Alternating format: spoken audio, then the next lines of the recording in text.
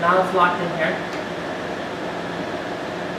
And now we're set to cut. I cut mine about 1/8 too long, so we're going to have to remove that material. On the chuck, or on this vise, there are grooves on the top. We're going to be using those to make sure it's not angled, because if you clamp it in here, it's very hard to tell the angle.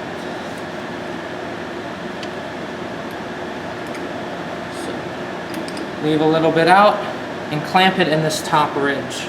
Just make sure it's perfectly flat. Now we're ready to face.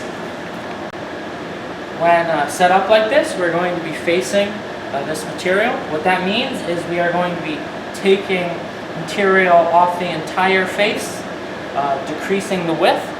This, we're doing it to the side that we cut. The factory sides we're going to leave as is. So the goal is to get this length as close to 1.002 inches as possible, which we have enough decimal points on this readout to do so. So yeah, let's get started.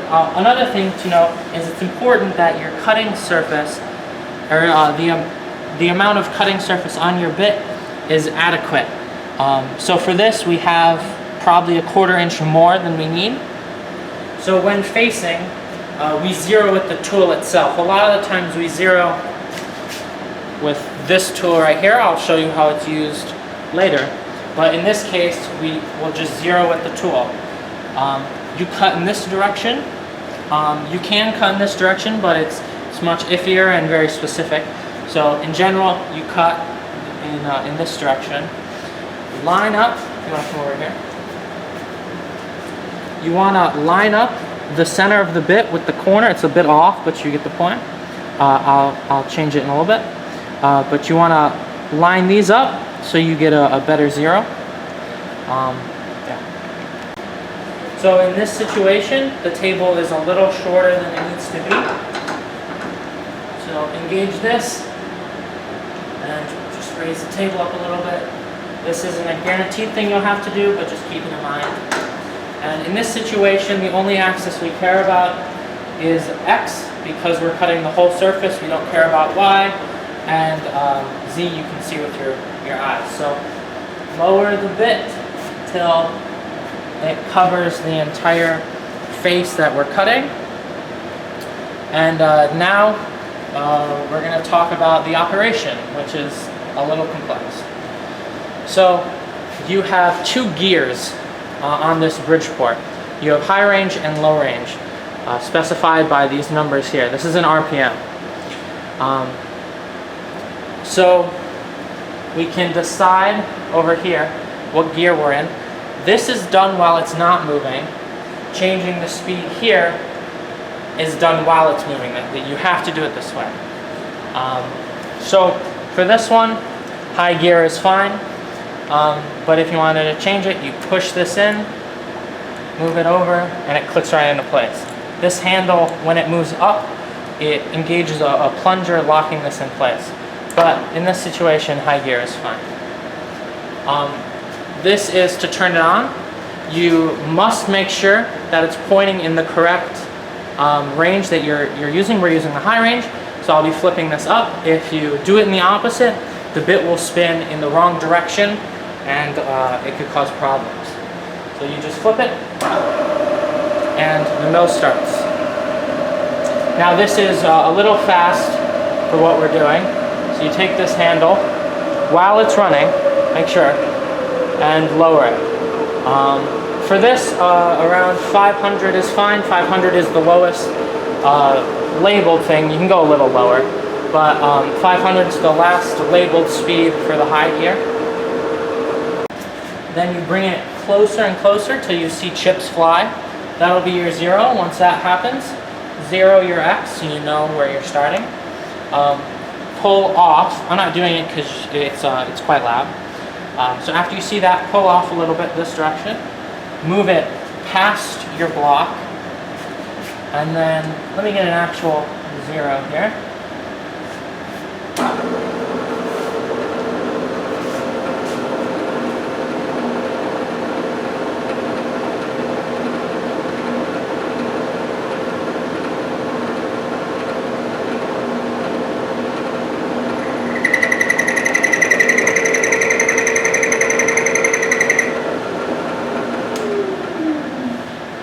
So that's how you zero on this thing. These black buttons, it zeroes the X and Y independently. So now we know where our zero is. So move it off of your material this way and move it to the depth you want to cut. In this case, we want it to go in the negative direction. So I'll cut 0.06 off. Every case is different. This machine is very vocal. If something isn't right, you're cutting too much, you're cutting too fast, it will tell you. But that's just something you'll learn as you use the machine. So I'm going to turn on high range and then approach it slowly.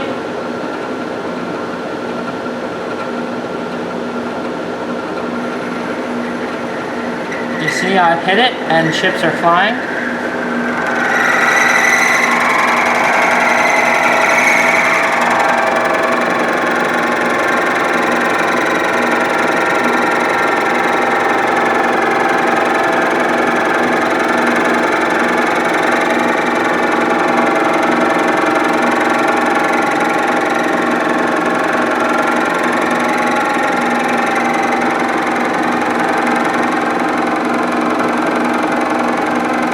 So the squeaking at the start was because I actually wasn't going fast enough. It was a non-continuous cut, so it was vibrating a lot. So this depth at this speed, at this feed rate is adequate, but it's all dependent.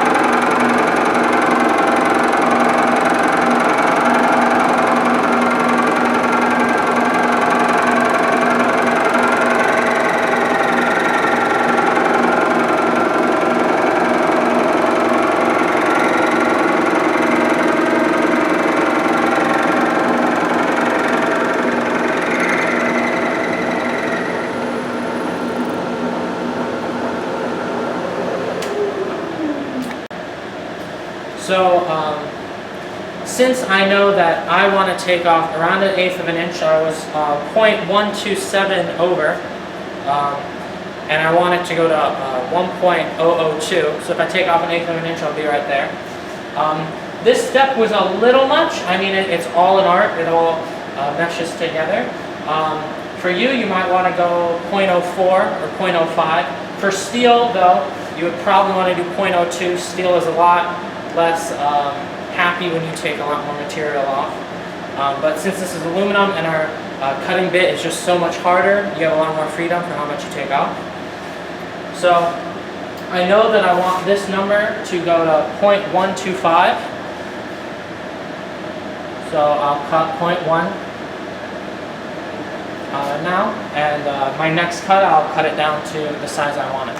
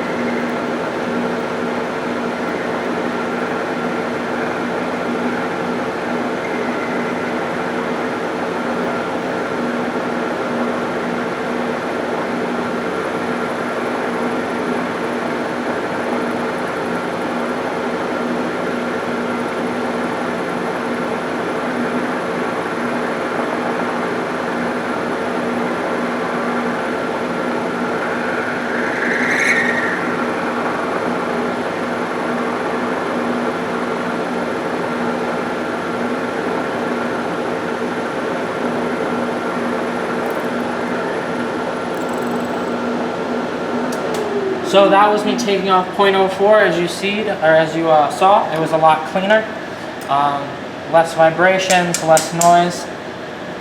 So this edge is really flat. I didn't face this edge.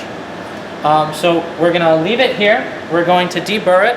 We're gonna remeasure it, and then take that amount off the other side, so each side is perfectly flat. The tool that you use to cut it has a tendency to be slightly angled.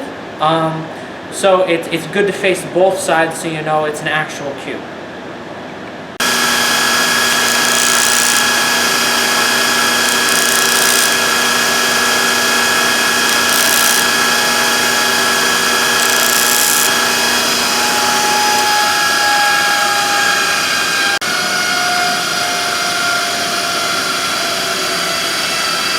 So as this machine spins down, you see it's 1.022. So I want to take off 1.02. That's pretty close to what I expected to have to take off. So we're going to take that off on the side that wasn't machined before. Make sure every time you put something in the vise, clean off all the chips. Make sure there's no chips making your piece cockeye in the vise. Put it in the grooves, add an overhang, and now you're set to cut the other side.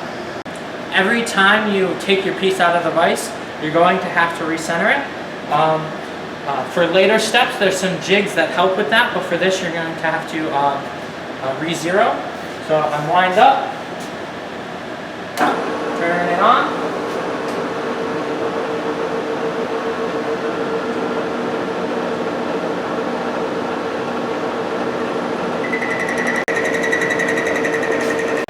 So I set my cut depth at 0.02. And now we're gonna go.